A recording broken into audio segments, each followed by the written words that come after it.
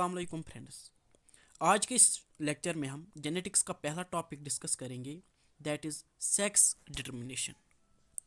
अब ये sex determination होती क्या है? The way by which the sex of an organism is determined, एक ऐसा तरीका जिससे हम यह पता लगा सकते हैं whether the given sex will become male और female. Now we have six types of sex determination which environmental sex determination, hormonal sex determination, autosomal or non-allosomic sex determination. Fourth one is allosomic sex determination. Fifth one is haplodiploidy sex determination. इसको correct करना यहाँ पे haplodiploidy है. Last one is parasitic sex determination. But in today's lecture, we will discuss only and only about environmental sex determination in detail. Environmental sex determination में abiotic factors जो होते हैं environment के, वही डिटरमाइन करते हैं whether the given sex will become male और female. वही मैंने यहाँ पे लिखा है, in this type of sex determination sex of an organism is determined by abiotic factors like temperature dependent sex determination found in crocodiles and turtles like Chrysemys. जैसे कि मैं अगर बात करूँगा क्रोकोडाइल्स और टर्टल्स में, यहाँ पे टेम्परेचर तय कर देता है whether the given sex will become male और female. In crocodiles, if eggs incubated at high temperature, that is around 33 degrees Celsius, eggs hatch out into the male. And if eggs incubated at low temperature, that is around 30 degrees Celsius, eggs hatch out into the female. Crocodiles में अगर eggs की incubation high temperature पर हुई तो eggs आगे जाके क्या बनाएंगे? मेल। और अगर एग्स की इंक्यूबेशन लो टेम्परेचर पर हुई, दैट मीन्स ये आगे जाके क्या बनाएंगे? फीमेल। अब टर्टल्स में कुछ उल्टा होता है। अगर एग्स की इंक्यूबेशन लो टेम्परेचर पर हुई तो एग्स आगे जाके क्या बनेंगे? मेल। और अगर एग्स की इंक्यूबेशन हाई टेम्परेचर पर हुई तो ये आगे जाके क्या बनेंगे? फीमेल। अब ऐसा क्यों होता है, वो मैकेनिज्म देख लीजिएगा आप लोग। Mechanism of sex determination in crocodiles and turtles.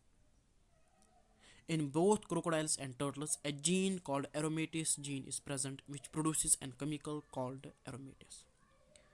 अल्लाह पाक की कसम, इन क्रोकोडाइल्स और टर्टल्स में एक जीन प्रेजेंट होता है जिसको हम नाम देते हैं एरोमेटेस gene.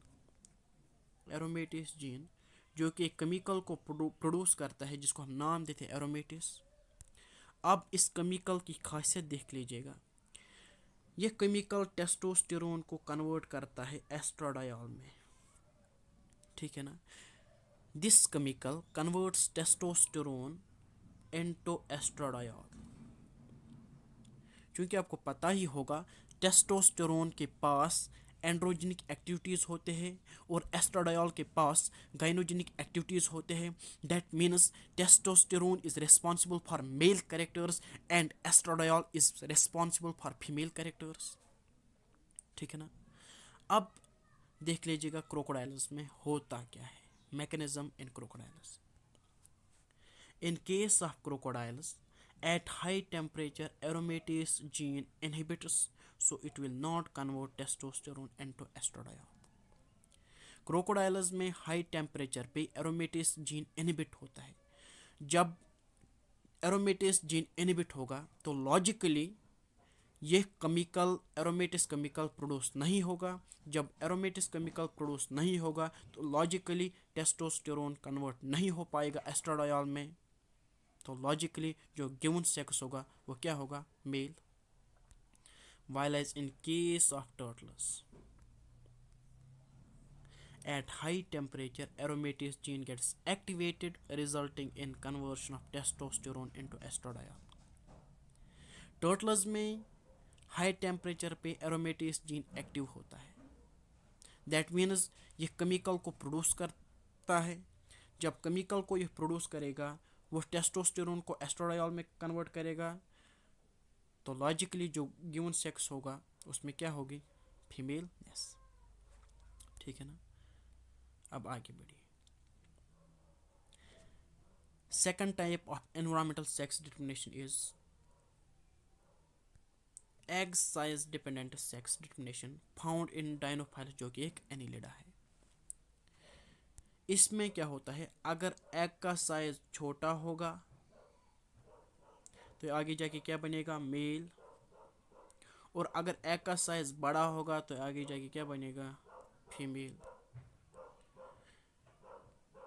Third type of environmental sex determination is organism size dependent sex determination found in Ophryotrocha, जो कि एक एनिलिडा है। इसमें अगर ऑर्गेनिज्म का साइज छोटा होगा तो ये आगे जाके मेल बनता है, और अगर ऑर्गेनिज्म का साइज बड़ा होता है तो आगे जाके क्या बनेगा, फीमेल। ठीक है ना। Fifth one is age dependent sex determination found in Crepidula, जो कि एक मोलस्का है। अब इसमें होता क्या है, at earlier age it is male, during earlier stages ये मेल होता है, but later at older age it becomes female. ये पहले मेल होता है, लेकिन एज होने के साथ साथ जब ये ओल्ड होता है ये फीमेल बनती है। ठीक है ना। And last one is location dependent sex determination found in Bonellia, जिसको हम सिपोन वॉर्म भी बोलते हैं, जो कि एक एनिलिडा है। इसमें लोकेशन तय कर देती है whether the given sex will become male और फीमेल। यहाँ पे क्या होता है, जो कि इस बोनेलिया के लार्वा होते हैं, अगर ये समंदर के तल पे सेटल हुए ये आगे जाके फीमेल बनते हैं। And if the larva migrates from sea water to female, that is mother's uterus, then later it becomes male. अगर ये लार्वा माइग्रेट हुए सी वाटर से माँ के यूट्रस में, अगर ये सी वाटर से माइग्रेट हुए और चले गए माँ के यूट्रस में, ये आगे जाके मेल बनते हैं। Where it lives as a parasite on mother, mother क्या ट्रीट करते हैं, एज होस्ट। अब ये क्यों और कैसे माइग्रेट होते हैं, देख लीजिए क्या होते हैं। जो इनकी मदर होती है बोनेलिया, ये एक हार्मोन को प्रोड्यूस करते हैं जिसको हम नाम देते हैं बोनेलिन। ये इन लार्वाओं को अट्रैक्ट करते हैं अपने आप की तरफ, जिसकी वजह से ये लार्वा इनके यूट्रस में चले जाते हैं।